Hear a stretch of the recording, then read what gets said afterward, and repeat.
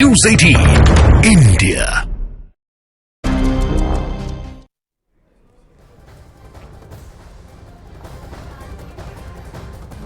नमस्कार, news 18 India के खास शो में आपका स्वागत है। मैं हूं आपके साथ सपना शुक्ला।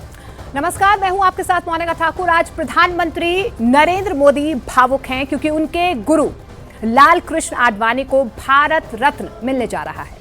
ये वाकई में मोदी सरकार का एक ऐसा फैसला है जो दिखाता है कि आडवाणी जैसे लौह पुरुष के योगदान को इस देश ने सर्वोच्च सम्मान देने का फैसला किया है। हम इस मौके पर यही दिखाने की कोशिश कर रहे हैं कि आडवाणी और मोदी के बीच कैसे रामरथ यात्रा से लेकर भारत रत्न तक का सफर जुड़ा हुआ है।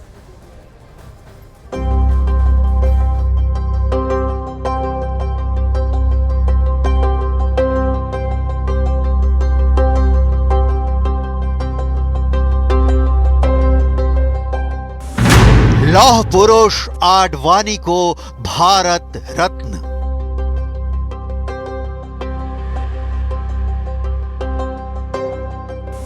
छियानवे साल के लाल कृष्ण आडवाणी को सर्वोच्च नागरिक सम्मान।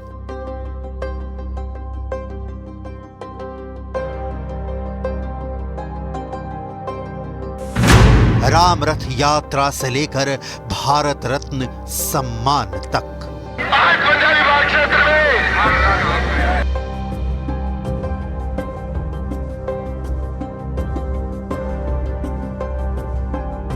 बीजेपी के वरिष्ठ नेता और पूर्व उप प्रधानमंत्री लाल कृष्ण आडवाणी को भारत रत्न से सम्मानित किया जाएगा। 96 साल के हो चुके लौह पुरुष लाल कृष्ण आडवाणी को देश के सर्वोच्च नागरिक सम्मान से सम्मानित करने का फैसला भारत सरकार ने किया है।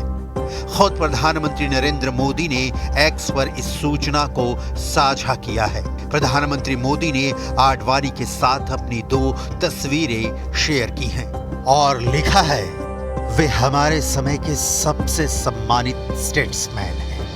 देश के विकास के लिए उनका योगदान कोई भूल नहीं सकता। उन्होंने जमीनी स्तर से काम करना शुरू किया था और वे देश के उप प्रधानमंत्री पद तक पहुंचे।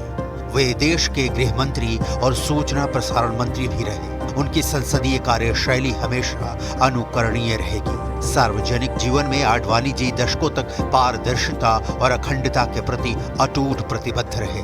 उन्होंने राजनीतिक नैतिकता में एक अनुकरणीय मानक स्थापित किया है। उन्होंने राष्ट्रीय एकता और सांस्कृतिक पुनरुत्थान को आगे बढ़ाने की दिशा में अभूतपूर्व प्रयास किए हैं। मुझे ये बताते हुए खुशी हो रही है कि श्री लाल कृष्ण आडवाणी जी को भारत रत्न से सम्मानित किया जाएगा। मैंने भी उनसे बात की और इस सम्मान से सम्मानित होने पर उन्हें बधाई दी। ये सम्मान राष्ट्र सेवा की परंपरा के सम्मान के हम सब कार्यकर्ताओं का भी सम्मान है। ये सम्मान उस विचारधारा का सम्मान भी है जो सिर्फ और सिर्फ राष्ट्र प्रथम को लेकर के ही चलती है। ये सम्मान 2 सांसदों वाली पार्टी से चलकर देश और विश्व की सबसे बड़ी पार्टी बनने का और लोकतंत्र को मजबूती देने वाले कार्यकर्ताओं के संघर्षों का सम्मान है। पीएम मोदी ने लाल कृष्ण आडवाणी को भारत रत्न देने के फैसले को बेहद भावुक क्षण बताया। इधर लाल कृष्ण आडवाणी का भी बयान आ गया है। लाल कृष्ण आडवाणी ने अपने बयान में कहा, मैं अत्यंत विनम्रता और कृतज्ञता के साथ भारत रत्न स्वीकार करता हूं, जो आज मुझे प्रदान किया गया है। यह न सिर्फ एक व्यक्ति के रूप में मेरे लिए सम्मान की बात है, बल्कि उन आदर्शों और सिद्धांतों के लिए भी सम्मान है जिनकी मैंने अपनी पूरी क्षमता से जीवन भर सेवा करने की कोशिश की। पूर्व प्रधानमंत्री अटल बिहारी वाजपेयी के बाद आडवाणी बीजेपी के दूसरे नेता और 50वें शख्स हैं जिन्हें भारत रत्न दिया जाएगा। खुशी है मुझे इतना बड़ा सम्मान मिला है। निश्चित ही आज मुझे एक व्यक्ति जिसकी याद सबसे ज्यादा आ रही है वो मेरी माँ है, और माँ का दादा के जीवन में बहुत बड़ा योगदान रहा है, निजी जीवन में भी और राजनीतिक जीवन में भी। दादा बहुत खुश हैं। मैंने जब दादा को बताया, मुझे पता लगा और मैंने दादा को बताया तो वो बहुत ही खुश थे, और उन्होंने यही चीज बोली कि जीवन में उन्होंने अपना पूरा जीवन देश की सेवा में लगाया। इसके लिए वो बहुत खुशगुजार हैं।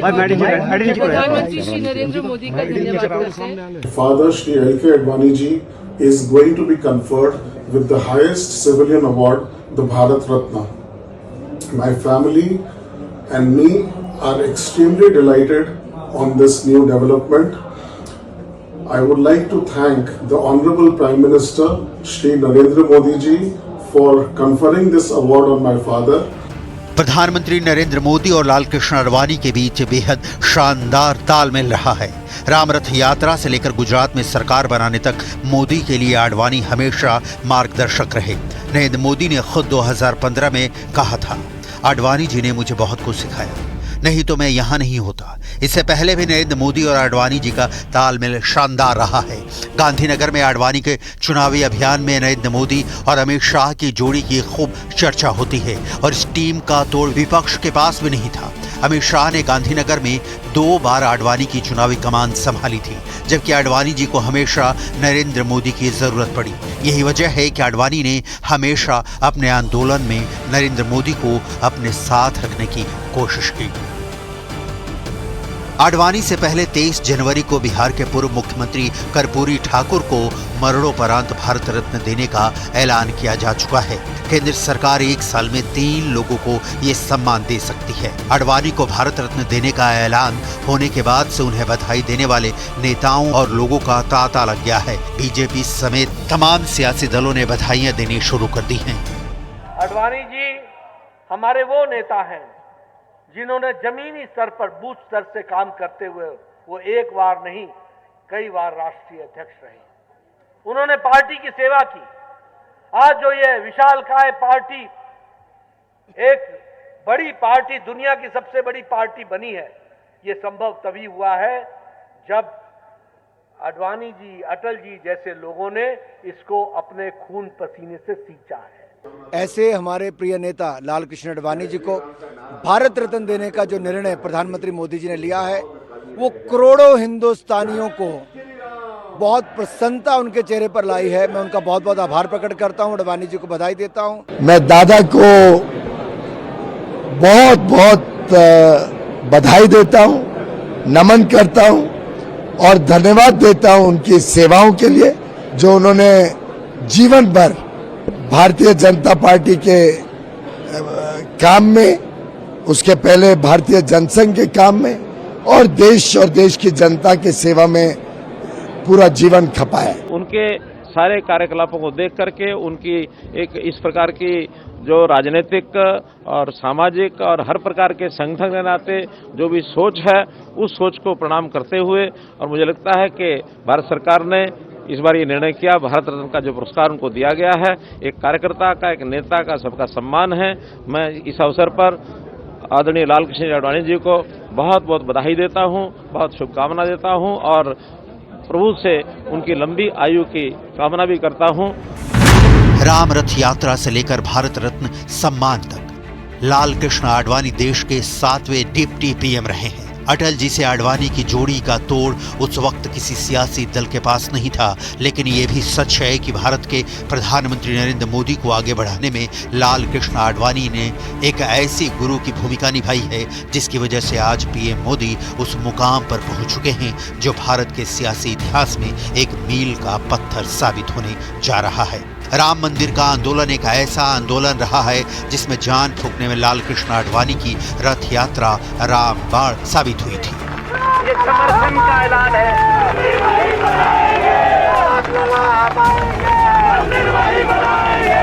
राम मंदिर आंदोलन के लिए लाल कृष्ण आडवाणी ने 63 साल की उम्र में गुजरात के सोमनाथ से अयोध्या तक रथ यात्रा निकाली थी। इसे नाम दिया गया था राम रथ यात्रा। 25 सितंबर 1990 से शुरू हुई इस यात्रा की कमान मौजूदा प्रधानमंत्री नरेंद्र मोदी ने संभाली थी। उत्तर प्रदेश की सियासी तस्वीर और तकदीर दोनों बदल कर रखती थी। ये आडवाणी की रथ यात्रा का ही कमाल था कि 1984 में 2 सीट जीतने वाली बीजेपी को 1991 में 120 सीटें मिली। इतना ही नहीं, आडवाणी ने पूरे देश में एक हिंदूवादी नेता के तौर पर पहचान बनाई। इसके अलावा मध्य प्रदेश, उत्तर प्रदेश, गुजरात, बिहार जैसे राज्यों में बीजेपी को नई पहचान मिली। रथ यात्रा के दौरान ही आडवाणी पूरे देश में हिंदूवादी नेता के तौर पर स्थापित हुए थे, लेकिन वो अपनी यात्रा पूरी नहीं कर पाए थे और उन्हें बिहार में लालू प्रसाद यादव की सरकार ने समस्तीपुर में 23 अक्टूबर 1990 को अरेस्ट करवा दिया था। रथ यात्रा शुरू करने के बाद आडवाणी ने एक संबोधन दिया और इसी में उन्होंने कहा था कि सौगंध राम की खाते हैं, मंदिर वही बनाएंगे। इस रथ यात्रा में आडवाणी के साथ नरेंद्र मोदी मौजूद थे। रथ यात्रा का समापन 30 अक्टूबर 1992 को अयोध्या में होना था और उससे पहले ही उन्हें गिरफ्तार कर लिया गया। ये जो रथ है, लोक रथ है, जनता का रथ है, जो सोमनाथ से चला है और जिसने मन में संकल्प किया हुआ है कि 30 अक्टूबर को वहां पर पहुंच करके कार सेवा करेंगे और मंदिर वहीं बनाएंगे, उसको कौन रोकेगा। राम रथ यात्रा का असर ये हुआ कि एक और जहां देश में मंडल की राजनीति हो रही थी, तो वहीं यूपी में पूरी पॉलिटिक्स मंडल बनाम कमंडल हो गई थी। इसके बाद मानो यूपी की राजनीति ही पलट गई। भारतीय जनता पार्टी ने पहली बार 1991 में भूतपूर्व सीएम कल्याण सिंह की अगुवाई में यूपी में सरकार बनाई। हालांकि 6 दिसंबर 1992 को सरकार गिर गई, लेकिन उसके बाद से बीजेपी की सियासत यूपी से लेकर हिंदी भाषी राज्यों में तेजी से बढ़ती चली गई। लालकृष्ण आडवाणी ने कई मंत्रालयों का नेतृत्व करने के अलावा अटल बिहारी वाजपेयी सरकार में उप प्रधानमंत्री बने। 1970 से लेकर 2019 के बीच संसद के दोनों सदनों के सदस्य रहे। 3 बार बीजेपी के अध्यक्ष रहे। गृह मंत्री के तौर पर आडवाणी जी के कठोर फैसलों की वजह से उन्हें लौह पुरुष कहा जाने लगा और अब 96 साल की उम्र में उन्हें भारत रत्न देने का ऐलान किया गया है। हमारे यशस्वी नेता माननीय लालकृष्ण आडवाणी जी को भारत रत्न देने पर मैं अपनी ओर से बधाई देना चाहूँगा। यशस्वी प्रधानमंत्री का आभार मानता हूँ कि हमारे सबके लिए अत्यंत गौरव और आनंद का विषय है। मैं अपनी ओर से एक बार फिर मध्य प्रदेश सरकार की ओर से भी बधाई देना चाहूँगा। आज मन प्रसन्नता और आनंद से भरा हुआ है। श्रद्धेय लालकृष्ण आडवाणी जी, जिनके जीवन का एक एक क्षण भारत माता के चरणों की सेवा करते हुए गुजरा है, बीता है, और भारतीय जनता पार्टी को इस स्थान तक पहुंचाने में जिनका अतुलनीय योगदान रहा है। आज जिस प्रकार से भारतीय जनता पार्टी के भीष्म पितामह, जिनको शीर्ष पुरुष कहा जा सकता है भाजपा में, ऐसे श्रद्धेय लालकृष्ण आडवाणी जी को भारत रत्न देने का फैसला मैं स्वागत करता हूं। माननीय प्रधानमंत्री जी को, भारत सरकार को हृदय से धन्यवाद करता हूं और उत्तर प्रदेश की 25 करोड़ जनता जनार्दन की ओर से भी कोटि कोटि धन्यवाद करता हूं। आडवाणी अभी तक आधा दर्जन से ज्यादा रथ यात्राएं निकाल चुके हैं, जिनमें राम रथ यात्रा, जनादेश यात्रा, स्वर्ण जयंती रथ यात्रा, भारत उदय यात्रा और भारत सुरक्षा यात्रा, जन चेतना यात्रा प्रमुख हैं। लालकृष्ण आडवाणी 2002 से 2004 के बीच अटल बिहारी वाजपेयी की सरकार में भारत के 7वें उप प्रधानमंत्री का पद संभाल चुके हैं। इससे पहले 1998 से 2004 के बीच बीजेपी के नेतृत्व वाले एनडीए में गृह मंत्री रह चुके हैं। आडवाणी उन लोगों में शामिल हैं जिन्होंने भारतीय जनता पार्टी की नींव रखी थी। 10वीं और 14वीं लोकसभा के दौरान उन्होंने विपक्ष के नेता की भूमिका बखूबी निभाई है। आडवाणी ने राष्ट्रीय स्वयं सेवक संघ के जरिए अपने राजनीतिक करियर की शुरुआत की थी। 2015 में उन्हें भारत के दूसरे बड़े नागरिक सम्मान पद्म विभूषण से सम्मानित किया गया था और अब 2024 में लालकृष्ण आडवाणी को मोदी सरकार ने भारत रत्न से सम्मानित करने का फैसला लिया है।